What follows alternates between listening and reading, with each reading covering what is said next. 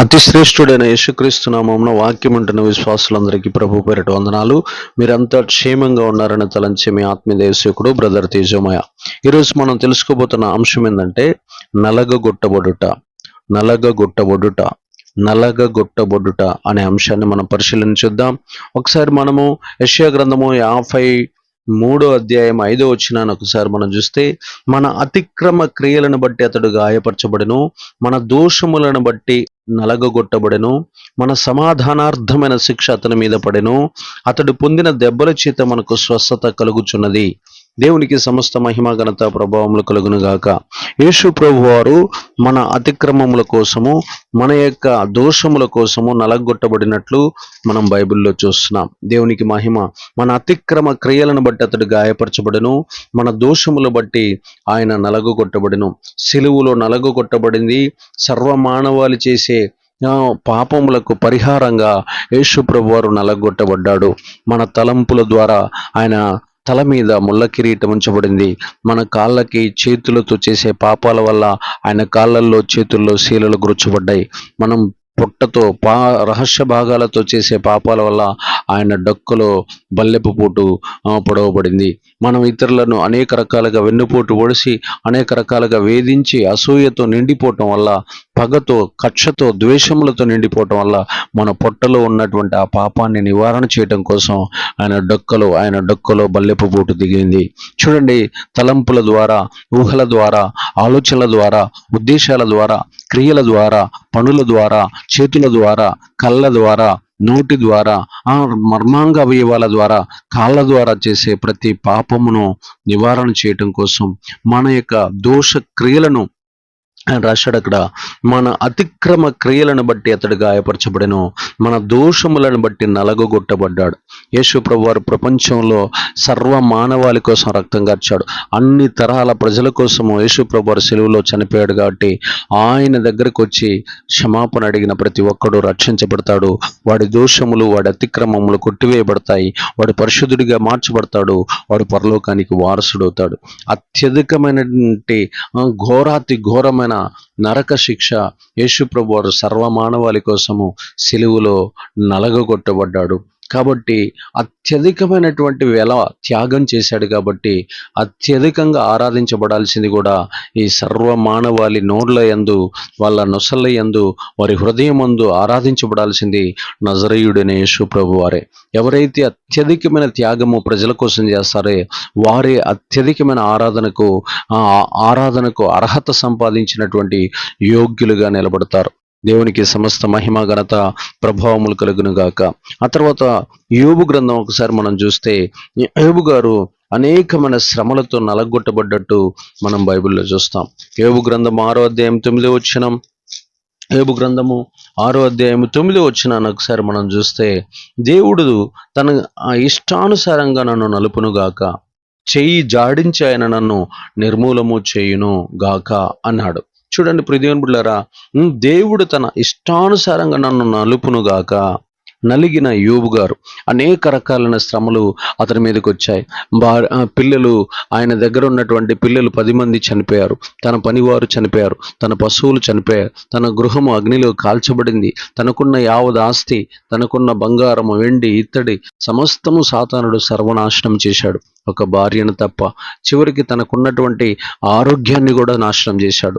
తన యొక్క శరీరంలో ఉన్నటువంటి బలాన్ని నాశనం చేశాడు. తన ప్రాణములో ఉన్నటువంటి శక్తిని నిర్వీర్యం చేశాడు. కురుపులతో, రోగములతో, వ్యాధులతో పురుగులు పడేటట్లు చేశాడు. భయంకరంగా నలగొట్టబడ్డాడు. చూడండి, ఎవరైతే నలగొట్టబడతారో, శ్రమలలో నలగొట్టబడతారో వారు రెండింతల ఆశీర్వాదాలు పొందుకుంటారు, అధికమైనటువంటి ఆశీర్వాదాన్ని పొందుతారు. ఎవరైతే నలగొట్టబడకుండా నిరంతరము నిద్రలో ఉంటారో, నిరంతరము సోమరితనంతో ఉంటారో, నిరంతరము తిండిబోతనంతో ఉంటారో, నిరంతరము కాముకత్వంతో ఉంటారో, నిరంతరము పని చేయకుండా సుఖవంతమైన జీవితం జీవిస్తూ ఉంటారో వారు ఎప్పటికీ ఆశీర్వాదాలు పొందుకోలేరు. దేవుని చేత ఎప్పుడైతే నలపబడతారో వారు ఖచ్చితంగా రెండింతల ఆశీర్వాదాలు, ఏడింతల ఆశీర్వాదాలు, 1000ంతల ఆశీర్వాదాలు పొందుకోగలుగుతారు. కాబట్టి ప్రియ దేవుని బిడ్డలారా, ఇక నుంచైనా మనము నలగగొట్టబడటానికి ఇష్టపడాలి. సోమరిపోతులుగా, నిద్రపోతులుగా, తిండిపోతులుగా, వ్యభిచారులుగా, సుఖవంతులుగా, ఏ పని చేయని, పని పాట లేని, పనికి మాలిన వారిగా ఉండకూడదు. అలా ఉన్న ఎడల దేవుని ఆశీర్వాదపు తలుపులు నీ ఎదుట తెరవబడలేవు. కాబట్టి మనం నలగొట్టబడాలి, ఆత్మల భారముతో నింపబడాలి. సంఘాలు కట్టాలనే ఆశతో మనము నలగొట్టబడుతున్నప్పుడు లోకము చేత, సాతాను చేత, దుష్టుల చేత, ఆ శరీరం చేత మనం నలగొట్టబడుతున్నప్పుడు వాటన్నిటిపైన దేవుడు మనకు విజయం ఇచ్చిన గాక. దుర్గుణాలు వదిలించుకోవటం కోసం మనం నలగొట్టబడాలి. సాతాను దుర్గుణాలు ఏవి మన లోపల ఉండకుండా పెరికివేయటం కోసం మనం ప్రార్థనలో నలగొట్టబడాలి, శ్రమలలో నలగొట్టబడాలి. లోకంలో దేవుని ఆజ్ఞలు పాటించటం కోసం ఎవరు ఎన్ని మాటలన్నా మనం నలగొట్టబడాలి. దేవుని ఆజ్ఞలు పాటించటం కోసం మనం యుద్ధాలు చేయాలి. సాతాను యొక్క తంత్రములను ఎదిరించటకు, వాని యొక్క దుర్గుణాలన్నిటిని విడిచిపెట్టడం కోసం మనం యుద్ధం చేయాలి. శరీరంలో పుట్టే దురాశలన్నిటిని వదిలించుకోవటం కోసం, శరీరంలో పుట్టే అనేక రకాలైన కామ కోరికలు వదిలించుకోవటం కోసం మనం నలగొట్టబడాలి. ఎప్పుడైతే ప్రార్థనలో, సంఘములో, విశ్వాసంలో, ఎప్పుడైతే ఉపవాసముతో శరీరాన్ని నలగొడతామో యోబు గారిలాగా రెండింతల ఆశీర్వాదాలను, అధికమైన ఆశీర్వాదాన్ని పొందుకునేదము గాక.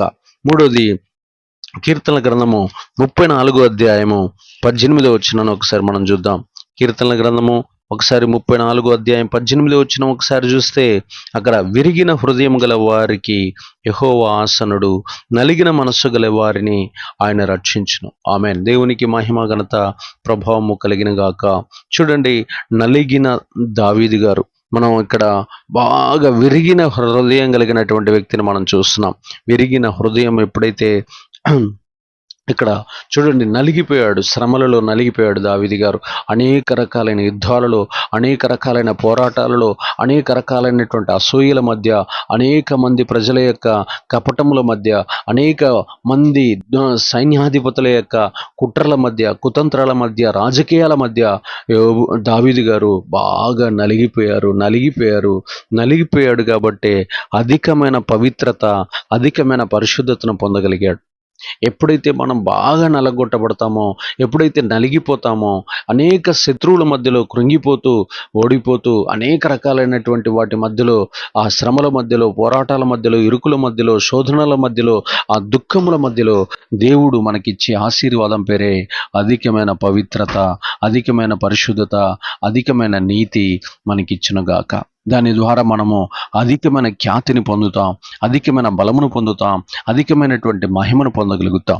దేవునికి సమస్త మహిమ, ఘనత, ప్రభావము కలుగును గాక. అదే చూడండి, 34:18 చూస్తే, నలిగిన మనస్సు గల వారిని ఆయన రక్షించును. నలిగిపోయాడు. అక్కడ మొట్టమొదటిగా పైన ఏం రాశాడంటే 18లో, విరిగిన హృదయం గల వారికి యెహోవా ఆసనుడు. బాగా విరిగిపోయాడు కాబట్టి దావీదు గారు అతనికి ఆసనుడై ఉన్నాడు, అతనికి తోడై ఉన్నాడు. అతని ప్రతి క్షణము, ప్రతి ఒక్క కదలికలో అతన్ని ఆశీర్వదిస్తూ, అతన్ని హెచ్చిస్తూ ఉన్నాడు. కాబట్టి ప్రియమైన బిడ్డలారా, నలిగిన హృదయం, అక్కడ రాశాడు నలిగిన మనస్సు. అక్కడ నలిగిపోయాడు దావీదు, విరిగిపోయాడు దావీదు. ఆ తర్వాత అతని హృదయం కూడా విరిగిపోయింది. ఇప్పుడు నలిగిపోయిన మనస్సు, అక్కడ రాశాడు నలిగిన మనస్సు గల వారిని ఆయన రక్షించును. అధికమైన ఎప్పుడైతే నలిగిపోతామో, మన మనస్సు కూడా నలిగిపోతుందో, అప్పుడు మన లోపల అధికమైన తగ్గింపు వస్తుంది. ఎవరు ఎన్ని మాటలు మాట్లాడినా, ఎన్ని రకాలుగా గాయపరిచినా, కించపరిచినా, అవమానపరిచినా, ఉమ్మి వేసినా, చెంపగుట్టినా, అనేక రకాలుగా నిన్ను హింసించినా, వేధించినా, అనేక రకాలుగా నీ మీద దొమ్మికొచ్చినా, నిన్ను అనేక రకాలుగా ఎప్పుడైతే నిన్ను భయంకరంగా నిన్ను శోధించడానికి, నీ మీద పోరాటాలు చేయడానికి వచ్చినా, నువ్వు నలిగిన మనస్సు కలిగిన ఉన్నావు కాబట్టి ప్రియదేవుని బిడ్డలారా, అధికమైన తగ్గింపు నీ లోపలికి వస్తారు. తగ్గింపు లేనివాడు ప్రతిరోజు తనను తాను హెచ్చించుకుంటూ, నలిగిన మనస్సు లేనివాడు తనను తాను హెచ్చించుకుంటూ, తనను తాను పొగరగా, నాకు అది తెలుసు, నాకు ఇది తెలుసు, నేను అంత గొప్ప, నేను ఇంత గొప్ప, నేను అంత గొప్ప మేధావునని తనను తాను హెచ్చించుకోవటం వల్ల వాడు పాతాళానికి, వాడు అనేక రకాలైనటువంటి హీనత్వానికి, తగ్గింపుకి, దేవుని చేత తగ్గించబడటానికి తన గుర్తుగా ఈ లోకంలో మిగిలిపోతాడు. కాబట్టి ప్రియ దేవుని బిడ్డలారా, నలిగిన మనసు వల్ల అధికమైన తగ్గింపు వస్తుంది, అధికమైన వినయం వస్తుంది, అధికమైన లోబడతం వస్తుంది, అధికమైన దీనత్వం వస్తుంది, అధికమైనటువంటి క్రమశిక్షణ వస్తుంది అని వాక్యం తెలియజేస్తుంది. తర్వాత చూద్దాం, కీర్తనల గ్రంథం 51 ఒకసారి మనం చూస్తే, కీర్తనల గ్రంథం 51 ఒకసారి మనం పరిశీలించుద్దాం. దేవునికి 51:17 ఒకసారి మనం చూడండి. విరిగిన మనస్సే దేవునికి ఇష్టమైన బలులు, దేవా విరిగిన నలిగిన హృదయమును నీవు అలక్ష్యము చేయవు. అధికమైన దీనత్వాన్ని ఇస్తాదని దావీదు గారు మనకు తెలియజేస్తున్నాడు. దేవునికి మహిమ ఘనత ప్రభ. నలిగిన మనస్సు అధికమైన తగ్గింపును మనకి ఇస్తుంది, నలిగిన హృదయము అధికమైన దీనత్వాన్ని ఇస్తుంది. కాబట్టి దీనులుగా మనం జీవించాలి, దీనత్వం కలిగి బ్రతకాలి, దీనత్వం దయగలిగిన మాటలు మాట్లాడాలి. ఎప్పుడైతే దయగలిగిన మాటలు మనం రోజు మాట్లాడుతూ ఉంటామో ప్రజలు మన దగ్గరికి తండోపతండాలుగా వస్తూ ఉంటారు. మనము దీనత్వం ధరించుకుని ఉండాలి. నలిగిపోయిన హృదయం కలిగిన వారు మాత్రమే దీనత్వం కలిగి జీవిస్తారు. అలాంటి దీనుల కోసం ప్రపంచం ఎదురు చూస్తుందన్న సంగతి మనం మర్చిపోకూడదు. తర్వాత మనం చూద్దాం, యెషయా గ్రంథము 57 ఒకసారి మనం చూస్తే అక్కడ రాయబడిన మాటను పరిశీలించుద్దాం. యెషయా గ్రంథము 57 అధ్యాయము 17 వచనం ఒకసారి మనం చూద్దాం. దేవునికి సమస్త మహిమ ఘనత. 15 వచనం, 57:15, 57:15, 57 అధ్యాయం 15 వచనం ఒకసారి మనం చూద్దాం. చూడండి, అక్కడ రాయబడిన మాటను మనం పరిశుద్ధుడును నిత్య మహాగణుడును మహోన్నతుడును పరిశుద్ధుడును నిత్య నివాసి అయిన వాడు ఇలాగూ సెలవిచ్చున్నాడు, నేను మహోన్నతమైన పరిశుద్ధ స్థలంలో నివసించువాడను. అయినను వినయము గల వారి యొక్క ప్రాణమును ఉద్ధరింప చేయుటకును, నలిగిన వారి ప్రాణమును ఉజ్జీవింప చేయుటకును, వినయము గల వారి యొద్దను దీన మనసు గల వారి యొద్దను నివసించుచున్నాను. దేవునికి మహిమ ఘనత ప్రభావం. నలగాలి ప్రాణం. ఎవరి ప్రాణమైతే నలిగిపోతూ ఉంటుందో వారి దగ్గర వినయం ఉంటుందని వాక్యం తెలియజేస్తుంది. ప్రాణము నలిగిపోతే వారి దగ్గర అధికమైనటువంటి వినయం ఉంటుంది. వినయ మనస్కులు ఎవరు ఈ లోకంలో ఉంటారా అంటే ప్రాణము నలిగిపోయిన వారే. శ్రమలలో ప్రాణము నలిగిపోయిన వారు, ప్రాణము శ్రమలలో, సంఘాలు కట్టడంలో, దేవుని సేవలో ఎవరి ప్రాణమైతే నలిగిపోతూ ఉంటుందో వారు అధికమైనటువంటి వినయం కలిగిన వారిగా భూలోకంలో చరిత్రను సృష్టిస్తారు. దేవునికి సమస్త మహిమ ఘనత ప్రభావములు కలుగును గాక. 2 కొరింథీయులకు రాసిన పత్రిక ఒకసారి మనం చూస్తే 12 అధ్యాయము 7 వచనం ఒకసారి మనం చూద్దాం. నాకు కలిగిన ప్రత్యక్షతలు బహు విశేషంగా ఉన్నందున నేను అత్యధికంగా హెచ్చిపోకుండా నిమిత్తము నాకు శరీరములో ఒక ముళ్ళు, నేను అత్యధికంగా హెచ్చిపోకుండా నిమిత్తం నన్ను నలగగొట్టుటకు సాతాను యొక్క దూతగా ఉంచబడెను. చూడండి ప్రియదేవుని బిడ్డలారా, అత్యధికమైనటువంటి దర్శనాలు పౌలు గారికి రావడానికి అత్యధికంగా నలగొట్టబడ్డాడు. సంఘాలు కట్టడం విషయంలో, ఆత్మలు రక్షించే విషయంలో, ప్రపంచ దేశాలను దర్శించే విషయంలో, ఖండాంతరాలను దాటి క్రీస్తును ప్రకటించేటటువంటి విషయంలో అనేక శ్రమల గుండాలలో, అనేక ఇరుకుల మార్గాలలో, అనేక భయంకరమైనటువంటి భీకర తుఫానుల మధ్యలో ఆయన నలగొట్టబడ్డాడు.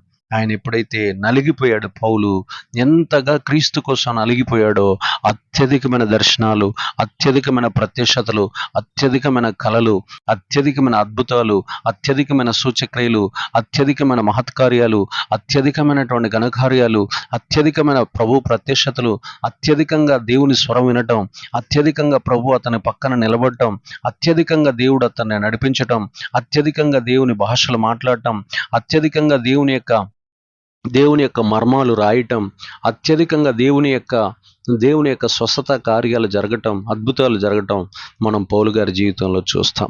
పౌలు గారు నలిగిపోయాడు సంఘాల కోసం, క్రీస్తు కోసం. అలాగే నేను నలిగిన ప్రాణం కలిగిన వారికి అధికమైనటువంటి వినయం కలుగుతుంది. నలిగిన హృదయం కలిగిన వారికి అధికమైనటువంటి దీనత్వం వస్తుంది. నలిగిన మనసు కలిగిన వారికి అధికమైన తగ్గింపు వస్తుంది.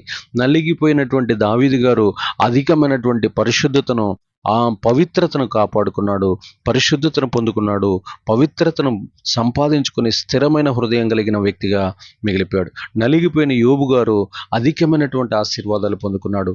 నలిగిపోయినటువంటి సిలువులో నలిగిపోయినటువంటి యేసు ప్రభు వారు అత్యధికంగా ఆరాధించబడటానికి యోగ్యతను సంపాదించాడు. సర్వ మానవాళి కోసం ప్రాణం పెట్టాడు గాడి సర్వ మానవాళి ఆయన్ని స్తుతించే విధంగా, ఘనపరిచే విధంగా ఖ్యాతిని సంపాదించాడు. ఇలాగ మనం నలగొట్టబడితే ప్రపంచంలో అత్యధికమైనటువంటి దైవికమైనటువంటి వ్యక్తులుగా, ఆత్మీయులుగా మనం ముద్రించబడి వర్ధిల్లింప చేయబడదముగాక. ఆమెన్.